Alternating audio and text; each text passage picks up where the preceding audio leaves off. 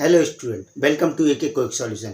तो student, last video हमने अध्याय 4 की प्रश्नावली 4.1 शुरू कर ली थी, जहां पर हमने प्रश्न क्रमांक 1 को कर लिया था, जिनमें हमने वर्ग समीकरण की पहचान करना सीख ली थी। तो चलिए उसी क्रम में हम आगे बढ़ते हैं, उसी प्रश्नावली का प्रश्न क्रमांक दूसरा देखते हैं। दूसरा सवाल है, निम्नलिखित स्थितियों को द्विघात समीकरण के रूप में निरूपित करना है। आपको कुछ वर्ड प्रॉब्लम दी गई है सवालों में, उनको क्या करना है, आपको द्विघात समीकरण में बदलना है। बस इतना ही करना है। बाकी का आगे सवाल में ये पूछा जरूर है कि लंबाई चौड़ाई ज्ञात कीजिए, आपको उतना नहीं करना है इस प्रश्नावली में। बस आपको क्या करना है इस एक्सरसाइज में कि जो आपको वर्ड प्रॉब्लम दी है उनको अपन को द्विघात समीकरण में आपको कन्वर्ट करना, मतलब द्विघात समीकरण बनाना है। तो चलिए देखते हैं। आपका जो पहला सवाल है, एक आयताकार भूखंड का क्षेत्रफल 528 मीटर स्क्वायर है। कोई आयताकार आपका भूखंड या आयताकार भाग है, जैसे आयताकार भाग क्या होगा आपका, ये आपका आयताकार भाग है।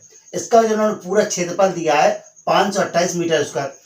क्षेत्र की जो लंबाई है वो चौड़ाई के दोगुने से एक अधिक है। हमें भूखंड की लंबाई चौड़ाई ज्ञात करनी है, इससे हमें कोई मतलब नहीं है। हमें क्या करना है, इससे द्विघात समीकरण बनाना है, जो आपको वर्ड प्रॉब्लम दी गई है। तो उन्होंने सबसे पहले क्या शर्त दी है, इसका क्षेत्रफल कितना है, पूरा 528, और इसकी जो लंबाई है वो चौड़ाई के दोगुने से अधिक है।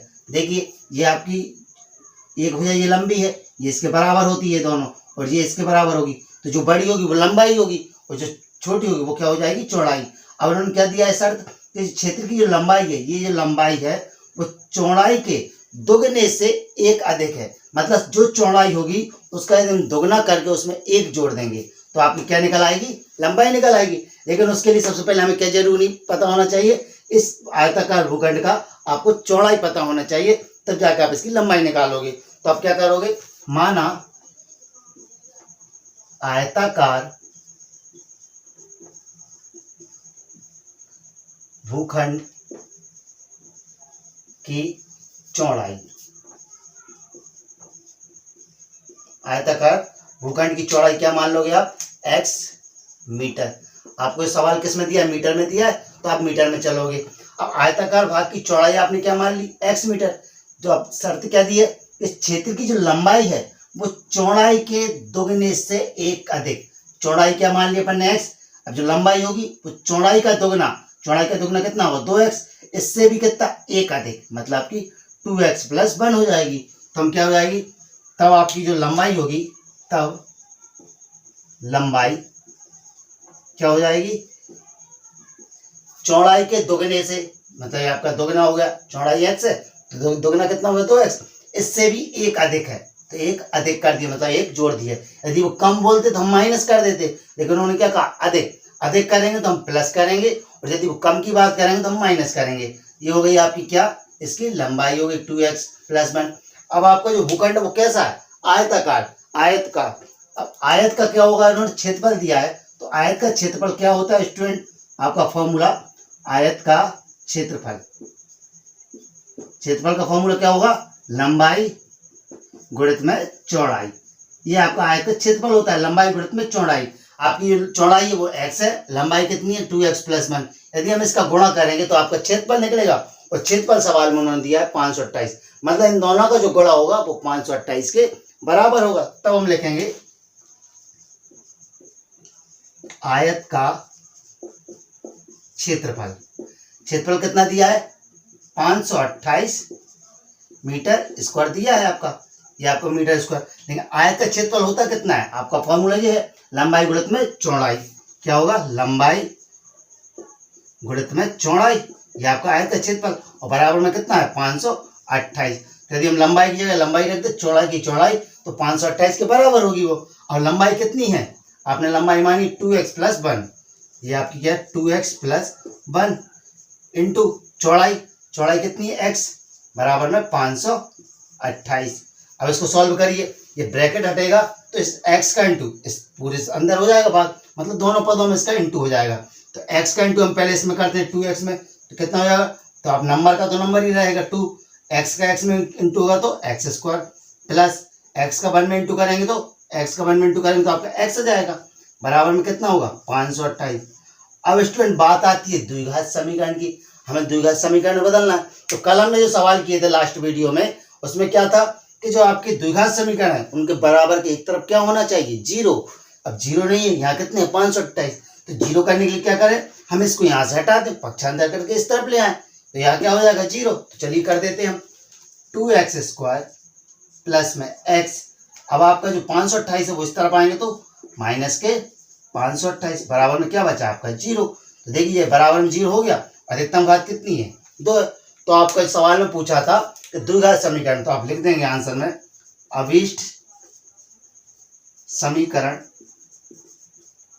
क्या होगा 2x² प्लस में x माइनस में 528 बराबर में जीरो। यही आपका आंसर है। इसको आगे आपको सॉल्व नहीं करना है क्योंकि सवाल में उन्होंने पहले ही दिया है कि निम्नलिखित स्थितियों को द्विघात समीकरण में बदलना है, तो हमने द्विघात समीकरण में बदल दिया। इसको सॉल्व करना हम सीखेंगे अगली चैप्टर में, जो आपकी अगली एक्सरसाइज है उसमें इनको सॉल्व करना सीखेंगे। अभी आपको बस इतना बताना है कि द्विघात समीकरण बन रहा है या नहीं। तो इसमें द्विघात समीकरण बन रहा है। चलिए करते हैं हम इसका अगला सवाल। तो स्टूडेंट आपका अगला सवाल है, दो क्रमागत धनात्मक पूर्णांकों का गुणनफल 306 है, हमें पूर्णांकों को ज्ञात करना है। क्या दिया उन्होंने, दो क्रमागत धनात्मक।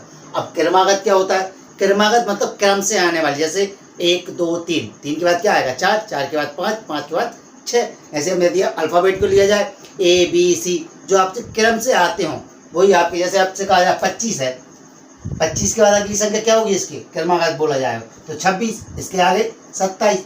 अब क्या कह रहा है साथ में वो धनात्मक, धनात्मक मतलब प्लस वाली होनी चाहिए, माइनस वाली नहीं होनी चाहिए। जैसे आप अगली यदि 25 है तो अगली माइनस 27 नहीं होनी चाहिए क्योंकि ये माइनस में है। हमें लेना है कैसा धनात्मक और क्रमागत भी होनी चाहिए, और साथ में क्या पूर्णांक, पूर्णांक मतलब पूरी तरह से अंक। ऐसा नहीं कि जैसे पहला 25 दूसरा 26.5, तो ये पूर्णांक नहीं है। ये आपका कैसे डेसिमल नंबर मतलब दशमलव वाली संख्या है। पूर्णांक का मतलब है पूर्णांक, जैसे 25 के बाद पूरा आपका 26, 26 के बाद 27। ये आपके कैसे धनात्मक भी हैं, पूर्णांक भी हैं, और कैसे हैं आपके क्रमागत मतलब क्रम से आने वाले। तो उन्होंने कहा है दो क्रमागत धनात्मक पूर्णांक हैं, उनका गुणनफल कितना है 306। तो हमें ज्ञात करना है। तो आप सबसे पहले लिख लो, माना कि पहला धन पूर्णांक, धन पूर्णांक क्या हो जाएगा x है। अब अगली क्या होगी आपके अगला पूर्णांक, हम जरा अभी देखा था कि जो पूर्णांक संख्या, जैसा मान चले आपकी पहली 25 है तो अगली क्या होगी 26, क्योंकि आगे 25 के बाद कैसी आएगी अगली 26 ही आएगी, 26 के बाद 27। तो इनमें क्या अंतर है, ये वाली इससे एक छोटी है, ये वाली इससे एक छोटी, मतलब इसमें एक एक ऐड हो रहा है। 25 में जब हम एक जोड़ेंगे तो कितना आ जाएगा आपका 26, और 26 में जब एक जोड़ेंगे तो 27, मतलब अगली जो संख्या है वो एक जोड़ने पर आ रही है। तो जो पहला धन पूर्णांक x है तो हम इसमें भी जब एक जोड़ेंगे तो आपकी क्या हो जाएगी अगली संख्या। तो माना पहला धन पूर्णांक x है, तब दूसरा क्रमागत, आपसे क्रमागत ही कहा पूछा, अगला आपसे क्या पूछा गया है क्रमागत पूछा गया है। तो दूसरा क्रमागत धन पूर्णांक x + 1 होगा। क्या होगा x + 1 होगा। पहला जब x होगा तो दूसरा क्या होगा x + 1। अब जो शर्त दी है तो दो क्रमागत धनात्मक पूर्णांकों का गुणनफल, मतलब इनका जो गुणनफल होगा वो कितना है 306। तो लिखते हैं हम प्रश्नानुसार। क्या कहा है कि दोनों क्रमागत पूर्णांकों का गुणनफल, इसका और इसका। चलिए हम गुणनफल करते हैं, x गुणित में x + 1, इनका जो गुणनफल होगा वो कितना होगा 306। ये हमने प्रश्न के अनुसार जमा लिया। अब इसको हम सॉल्व करते हैं। तो करिए गुणा, जब ब्रैकेट हटेगा तो x का मल्टीप्लाई इन दोनों में होगा। तो करिए जरा, x का x में इंटू करेंगे तो x² प्लस x का 1 में करेंगे इंटू तो आपका क्या आएगा x इक्वल में क्या दिया है आपका 306। अब वर्ग समीकरण बनाने के लिए हमें यहाँ क्या करना होगा 0। तो 306 का हम पक्षांतर करके इस तरफ लाएंगे तो प्लस का है तो किसका हो जाएगा माइनस का, x² प्लस x। अब 306 इस तरफ आ जाएंगे, किसको हो जाएंगे माइनस के, बराबर में 0। क्या ये आपका समीकरण बन गया, देखिए जरा। इसकी अधिकतम घात 2 भी है, बराबर के इस तरफ 0 भी है। तो आप लिखेंगे आंसर में, तब अभीष्ट समीकरण x² प्लस x माइनस 306 बराबर 0 है। ये आपका हो गया आंसर। यहाँ पर इसको अपन को सॉल्व नहीं करना है, कि सॉल्व करना अभी तक अपन ने सीखा नहीं। सॉल्व करना कब होगा आपकी अगली एक्सरसाइज में। इसको अभी तक अपन को इतना ही करना है कि द्विघात समीकरण के रूप में बनाना है। तो जो वर्ड प्रॉब्लम थी उसको अपन ने द्विघात समीकरण में बना लिया है। सॉल्व करना अपन आगे सीखेंगे। चलिए पहले करते हैं हम इसका अगला सवाल। तो स्टूडेंट आपका अगला सवाल है, रोहन की माँ उससे 26 वर्ष बड़ी है। उनकी आयु वर्षों में, मतलब उनकी जो आयु है उनका गुणनफल अब से 3 वर्ष पश्चात 360 हो जाएगा। हमें रोहन की वर्तमान आयु ज्ञात करना है। किस किस की दी है? रोहन की और रोहन की माँ। अब उन्होंने पहली शर्त दी है कि रोहन की जो माँ है वो उससे 26 वर्ष बड़ी है। किससे? रोहन से। तो हम रोहन की आयु पहले पता कर ले, तभी तो उसकी माँ की पता करेंगे, क्योंकि हम रोहन की आयु में 26 जोड़ देंगे तो उसकी माँ की आयु हो जाएगी। तो सबसे पहले लिखेंगे, माना रोहन की वर्तमान आयु कितनी हो जाएगी? x वर्ष। हमने सबसे पहले किसकी मान ली? रोहन की वर्तमान आयु x वर्ष। अब उसकी जो माँ है वो उससे, मतलब रोहन से कितनी वर्ष बड़ी है? 26 वर्ष बड़ी, मतलब 26 वर्ष ज्यादा है। तब माँ की आयु, माँ की आयु कितनी हो जाएगी? अभी रोहन की कितनी है? x है। अब रोहन की माँ जो है वो रोहन से 26 वर्ष बड़ी है, तो हम 26 इसमें जोड़ देंगे तो ये किसकी हो जाएगी? आपकी रोहन की माँ की आयु हो जाएगी। x वर्ष रोहन की और x प्लस 26 उसकी माँ की। अब उन्होंने कहा है कि उनकी आयु का गुणनफल कब? 3 वर्ष पश्चात। 3 वर्ष बाद जो उनकी आयु होंगी दोनों की, उनका गुणनफल 360 होगा। तो पहले 3 वर्ष बाद की हम आयु निकालें। ये तो हमारी कैसी वर्तमान हुई, तो हम निकालेंगे 3 वर्ष पश्चात रोहन की आयु। 3 वर्ष पश्चात रोहन की आयु कितनी होगी? अभी x है, 3 वर्ष बाद, जैसे मान चलिए अभी 5 वर्ष का है रोहन, तो 3 वर्ष बाद कितना होगा? 8 का, मतलब 5 में हम 3 जोड़ देंगे तो 8 हो जाएंगे। तो अभी ये x है, तो 3 वर्ष बाद क्या होगा? तो हम इसमें क्या करेंगे? 3 जोड़ देंगे तो x प्लस 3, ये हो जाएगी 3 वर्ष बाद की आयु रोहन की। तब माँ की आयु क्या होगी? तब 3 वर्ष पश्चात माँ की आयु अभी कितनी है? वर्तमान आयु x प्लस 26। अब 3 वर्ष बाद का है तो इसमें भी हम 3 जोड़ देंगे, क्योंकि ऐसा तो नहीं 3 वर्ष बाद रोहन थोड़ी ना बढ़ेगा, उसकी माँ की आयु 3 वर्ष बढ़ जाएगी। 26 और 3 कितने हो जाएंगे आपके? 29। तो x प्लस 29 ये किसकी आयु हो जाएगी? उसकी माँ की आयु। अब उन्होंने शर्त क्या दी है कि 3 वर्ष पश्चात दोनों की जो आयु होगी, किसकी? रोहन की और उसकी माँ की, उनकी आयु का गुणनफल 360 होगा। तो हम लिखेंगे प्रश्नानुसार। अब प्रश्नानुसार में क्या? रोहन की आयु कितनी? x प्लस 3 जो 3 वर्ष बाद की है, और 3 वर्ष बाद उसकी माँ की आयु x प्लस कितनी? 29। इनका जो गुणनफल होगा, हमने जो गुणा कर दिया, कितना होगा? 360। हमने प्रश्न के अनुसार सवाल को जमा लिया कि 3 वर्ष बाद रोहन की आयु और उसकी माँ की आयु का गुणनफल 360 होगा। अब इसको हम सॉल्व करेंगे और आपका द्विघात समीकरण बनाएंगे। तो चलिए, अब ये भी ब्रैकेट हटेगा, इसका भी ब्रैकेट हटेगा, तब क्या होगा? इसका इंटू इसमें होगा। सबसे पहले x का इंटू हम इन दोनों में करेंगे, फिर 3 का इंटू इन दोनों में करेंगे। तो चलिए करते हैं। x का इंटू पहले x में करेंगे, तो x का x में किया x स्क्वायर प्लस, अब x का इंटू किस में होगा? 29 में होगा, क्योंकि पहले हम x का इंटू इन दोनों में करेंगे, तो x में किया x स्क्वायर, 29 में करेंगे तो आपका 29x हो गया। अब इस 3 का इंटू करेंगे हम दोनों में, 3 का x में करेंगे पहले तो 3x, अब 3 का इंटू किस में करना है? 29 में करना है, तो करिए। 3 का पहले 9 में करेंगे, 3 नाम 27 की 7, हासिलाई 2, 3 दूनी 6 और 2 8, आपका क्या होगा? 87 बराबर में कितना है? 360। अब इसको और सॉल्व करिए, ये आपके दोनों जुड़ जाएंगे और यहाँ हमें जीरो करना है, तो पक्षांतर करके हम किस तरफ लाएंगे? इस तरफ लाएंगे। x स्क्वायर प्लस 29 और 3 कितने हो जाएंगे? जोड़िए, 29 और 3 कितने हो जाएंगे आपके? 32। x प्लस में 87। अब 360 इस तरफ आएंगे तो किसके हो जाएंगे? माइनस के, और बराबर में क्या बचा आपका? 0। अब 360 में से हम 87 घटा देंगे, x स्क्वायर प्लस 32x, ये आपका माइनस का, ये प्लस का, तो 360 में से 87 घटाइए जरा, यहाँ पे 10 में से 7 घटाए कितने बचे आपके? 3 बचे। 10 में से 7 घटाए 3 बचे। यहाँ 35 में से 8 घटाओगे तो कितने बचेंगे? 27। 273।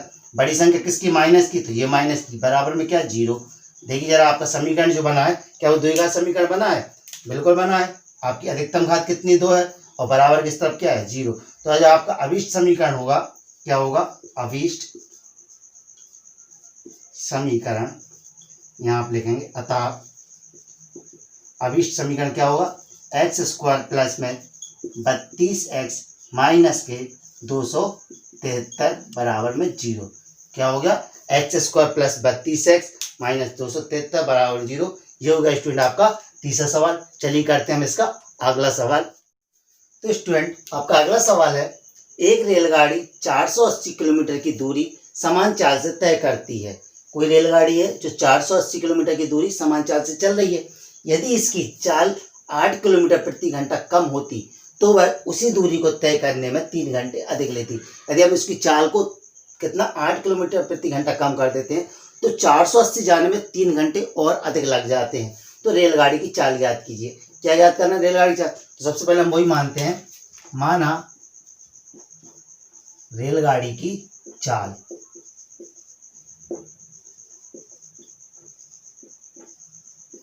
कितनी हो जाएगी आपकी?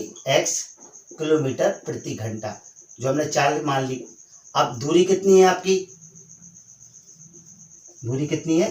480 किलोमीटर है। अब रेलगाड़ी सबसे पहले शुरू में जो जा रही है तो लिखा है एक रेलगाड़ी 480 किलोमीटर की दूरी समान चाल से चल रही है। अब 480 किलोमीटर जब चलेगी तो कुछ तो समय लगेगा, तो हम निकालते समय। रेलगाड़ी द्वारा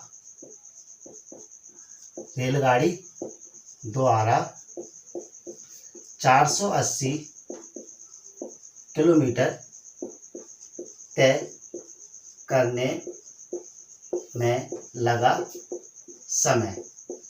अब स्टूडेंट समय का फॉर्मूला क्या होता है? हमने लास्ट वाली वीडियो में देखा था। समय बराबर क्या होता है आपका? दूरी बटे चाल। मतलब दूरी में हम चाल का भाग लगाएंगे तो आपका समय निकल आएगा। दूरी कितनी है आपकी? 480, और चाल कितनी है? x। ये आपका क्या हो जाएगा? समय। मतलब इसको अपन ले लेंगे घंटे।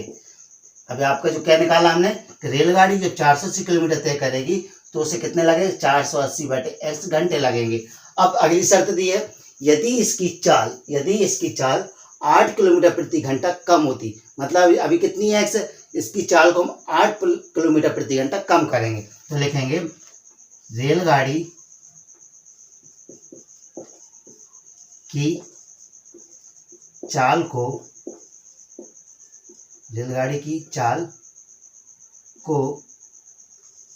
8 किलोमीटर प्रति घंटा कम करने पर। अभी आपकी कितनी x है? अब 8 किलोमीटर प्रति घंटा कम कर रहे हैं तो हम लिखेंगे यहाँ पे x माइनस 8 किलोमीटर प्रति घंटा। आपने क्या कर दी? 8 कम कर दी। अब जब हम चाल कम कर देंगे तो 480 किलोमीटर दूरी जाने में उसे कितने समय ज़्यादा लग रहा है? आपके 3 घंटे ज़्यादा लग रहा है। लेकिन 480 में आपने लगा समय भी निकालेंगे हम, तो लिखेंगे हम 480 किलोमीटर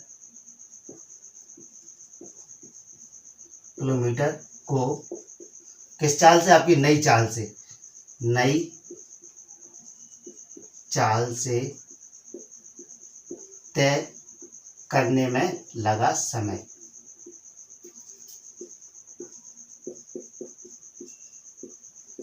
हमने क्या कर दी? चाल कम कर दी। अब दूरी आपकी वही है 480 किलोमीटर। अब तो 480 किलोमीटर इस नई चाल से करने में कुछ समय तो लगेगा। क्या हो जाएगा? वही दूरी बटे चाल। दूरी कितनी है आपकी? 480, और नई चाल कितनी है? x minus 8। ये भी आपका क्या हो जाएगा? घंटे में आएगा। ये भी आपका समय है और ये भी समय है। लेकिन इन समय में क्या अंतर है कि यदि पहली जो चाल थी x किलोमीटर, उससे जाने में ये समय लग रहा था, और जो नई चाल है उससे जाने में इतना समय लग रहा है। लेकिन उन्होंने कहा है कि 8 किलोमीटर प्रति घंटे जब कम कर देते हैं तो उसी दूरी को तय करने में 3 घंटे अधिक लेते हैं। जब हम कम चाल से जाएंगे तो 3 घंटे ज़्यादा लग रहे हैं, जो स्वाभाविक सी बात है। जब आप धीमी चाल कर दोगे अपनी तो आपको उतनी दूरी तय करने में ज़्यादा समय लगेगा। तो इसमें 3 घंटे ज़्यादा लग रहे हैं, इसमें कम। यदि हम इस समय में से इसको घटाएंगे तो 3 घंटे का अंतर आएगा। तो लिखते हैं प्रश्नानुसार क्या कह रहे हैं वो, इस चाल में कितने घंटे ज्यादा लग रहे हैं आपके, 3 घंटे। 480 बटे x माइनस 8 माइनस 480 बटे में आपका x बराबर में कितना 3, क्योंकि इस चाल से 3 घंटे ज्यादा लग रहा है, इसमें कम। तो यदि इसमें से हम इसको घटाएंगे तो आपके 3 घंटे निकल आएंगे, तो बराबर में 3 आ गया। अब इसको हम सॉल्व करते हैं। इसको आप फिर से समझ लीजिए कि जब हम चाल कम कर देते हैं तो जो आपकी पुरानी चाल है उससे 3 घंटे ज्यादा लग रहे हैं, मतलब 3 घंटे का अंतर आ रहा है। तो 3 घंटे का अंतर कैसे आएगा, जो ज्यादा समय लग रहा है उसमें से हम कम समय घटाएंगे तो 3 घंटे का अंतर आएगा। तो आपका अंतर आ गया। इसको आप सॉल्व कर दीजिए। आपका देखिए परिमेय संख्या है और बीच में क्या लगा है माइनस। सॉल्व कैसे करते हैं, तिर्यक गुणा, इसका यहाँ गुणा करते हैं, इसका यहाँ और नीचे का नीचे। तो चलिए गुणा करते हैं। एक्स का 480 में करेंगे तो 480 एक्स माइनस 8 माइनस एक्स का 480 में करेंगे, 480 का पहले एक्स में करेंगे तो आपको वही 480 एक्स। अब क्या लगा है, ये माइनस माइनस क्या हो जाएगा आपका प्लस, क्योंकि ये भी माइनस ये भी माइनस। अब 480 का इंटू किस में करना, 8 में, तो करिए गुणा। 8 का 0 में करेंगे 0, 8 का 8 में करेंगे 8 अठैया 64 की 4 हासिल आई 6। 8 का 4 में करिए 8 चौके 32, 32 और 6 कितने जाएंगे आपके 38, जो हो गया 3840। अब नीचे का नीचे भी होगा, क्योंकि आपका परिमेय संख्या है, बीच में माइनस लगा है तो नीचे का नीचे भी। तो करिए गुणा, एक्स का गुणा एक्स में करेंगे तो एक्स स्क्वायर माइनस एक्स का गुणा 8 में करेंगे तो 8x बराबर में क्या चल रहा है आपका 3। अब यहाँ से बटे में से भी संख्या हटाना है, तो बटे वाली संख्या का पक्षांतर करेंगे तो कहाँ जाएगा, यहाँ इनटू में जाएगा। सबसे पहले ऊपर का भी सॉल्व, 480 प्लस के ये 480 माइनस के, ये तो आपके कैंसिल हो गए, आपने काट दी। 480 में 480 का कुछ नहीं बचा, ऊपर क्या बचा 3, 3840 बचे आपके, ऊपर आपके कितने बचे 3840। और इसका इंटू करेंगे यहाँ पर, क्योंकि बट्टे वाली संख्या पक्षांतर के बाद कहाँ जाएगी इंटू में, तो कर दीजिए इंटू। 3 का इंटू एक्स स्क्वायर में करेंगे तो 3x स्क्वायर माइनस 3 का गुणा 8 में करिए 8 3 24x। अब क्या करना है स्टूडेंट, हमें बराबर के एक तरफ करना है 0। तो स्टूडेंट जब हम इसका पक्षांतर करेंगे दूसरी तरफ ले जाएंगे तो 3840 आपके इस तरफ किसके, प्लस के, दूसरी तरफ जाएंगे तो माइनस के, तो इस तरफ क्या बचेगा 0। तो चलिए हम समीकरण बन जाएगा आपका 3x स्क्वायर माइनस के 24x। अब 3840 पक्षांतर करने पे किसको जाएंगे, माइनस के, 3840 बराबर में क्या जाएगा। स्टूडेंट्स को और सॉल्व कर सकते हैं और छोटा कर सकते हैं। देखिएगा 3 का भाग यहाँ भी जा रहा है, 3 का भाग यहाँ भी जा रहा है और 3 का भाग यहाँ भी जा रहा है। तो हम समीकरण में 3 भाग कर देते हैं, 3 से भाग लगा देते हैं। तो यहाँ पे लिखेंगे हम क्या, इसके बाद अपने यहाँ लिख लेते हैं समीकरण में 3 से भाग देने पर, चलिए हम 3 से भाग देंगे तो 3 में 3 का भाग जाएगा, कट जाएगा 3 से 3, तो क्या बचेगा आपका एक्स स्क्वायर। यहाँ 3 का भाग दीजिए, 3 8 24, 24 में आपका 3 का भाग जाएगा कितनी बार जा रहा है 8 बार, 3 8 24, तो माइनस का आपका 8x हो गया। अब क्या बचे आपके ये माइनस बचा। अब इसमें भी भाग लगाइए, 3 एकम 3, 8 में भाग दी 3 दूनी 6, कितने बचे 2, 24 होगा, 3 8 24 और 0 के 0 0 और बराबर में इस तरफ क्या है 0। तो स्टूडेंट आपका समीकरण होगा x square minus 8x minus 1280 बराबर में 0। ये हो गया स्टूडेंट आपका प्रश्न क्रमांक दूसरे का चौथा। और ये आपकी एक्सरसाइज भी पूरी होती है। आपको वीडियो आखिर तक देखना है और यदि वीडियो अच्छी लगती है तो लाइक और शेयर जरूर करना है। चलिए मिलते हैं हम अगली वीडियो में अगली प्रश्नावली के साथ। धन्यवाद।